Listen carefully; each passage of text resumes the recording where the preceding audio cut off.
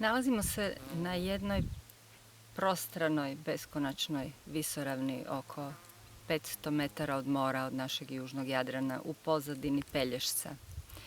I to je visoravan koju godinama poznam i dolazim ovdje u lipnju i u srpnju jer je prekrivena smiljem i poseban je osjećaj doći, zakoračiti i osjetiti zrak prepun tog bogatog, gustog, posebnog, neponovljivog mirisa.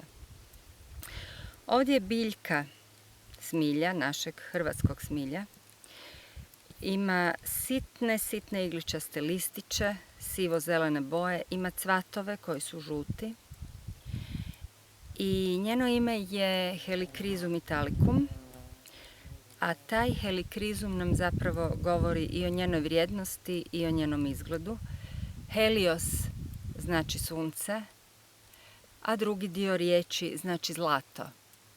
Pa kad jednom osjetimo eterično ulje smilja, onda možemo shvatiti zašto ga slobodno zovemo zlatnim eteričnim uljem ili sunčanim eteričnim uljem.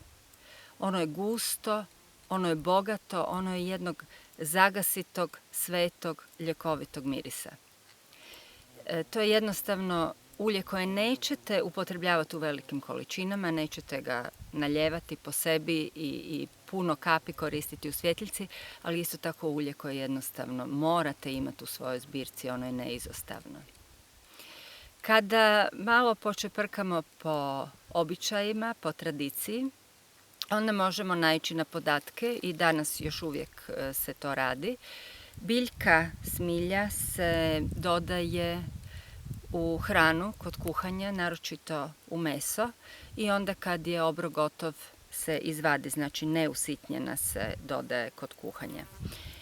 Ima taj jedan poseban okus i posebnu aromu, tako da u nekim zemljama uspoređuju sa karijem.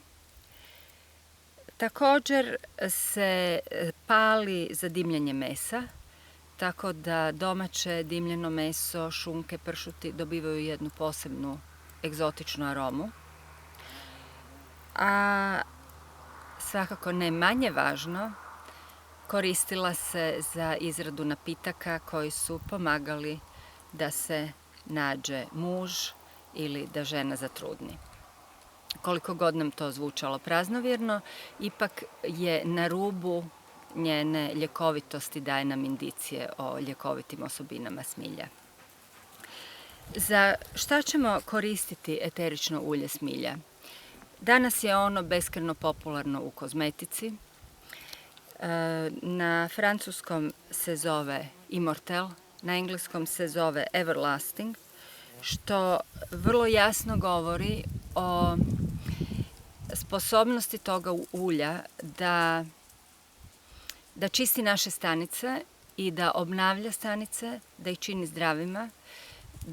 Ono ima antioksidativna svojstva i uslijed toga u kozmetici i udisano nas na neki način regenerira i podmlađuje. Smilja ima jednu posebnu osobinu koju nećemo naći niti kod jednog drugog eteričnog ulja, a to je da će ubrzavati zacjeljivanje hematoma. Pa tako smo vidjeli puno sportaša oni znaju dobiti udarce u nos ili u lice i tu budu vrlo neugodni hematomi koji traju tjednima, mijenjaju boju od ljubičaste preko zelene do smeđe i tako to traje i narušava njihovu ljepotu i šarm.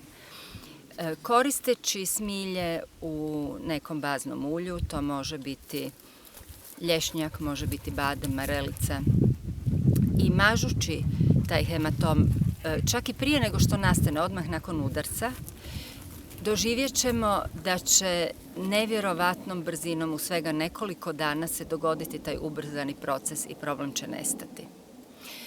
To nije samo za lice, to se može nanositi, smilja se koristi za kapilare, za vene i čak i za kronično upaljene vene oko kojih se stvara taj jedan površina zatamnjene boje uslijed toga što puštaju krv u tkivo oko sebe. Tako da uvijek trebamo zapamtiti tu posebnost da razlaže hematome.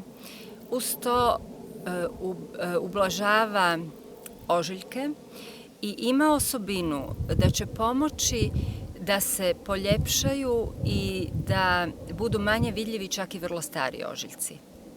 Ako želimo to postići, onda ćemo u smilje upotrebiti bazno ulje, masno ulje, sjemenki divlje ruže. To ulje dolazi iz Perua, iz Južne Amerike i ima osobinu zacjeljivanja i uljepšavanja, usklađivanja tkiva čak i za stare ožiljke, ali svakako i za nove rane i ožiljke.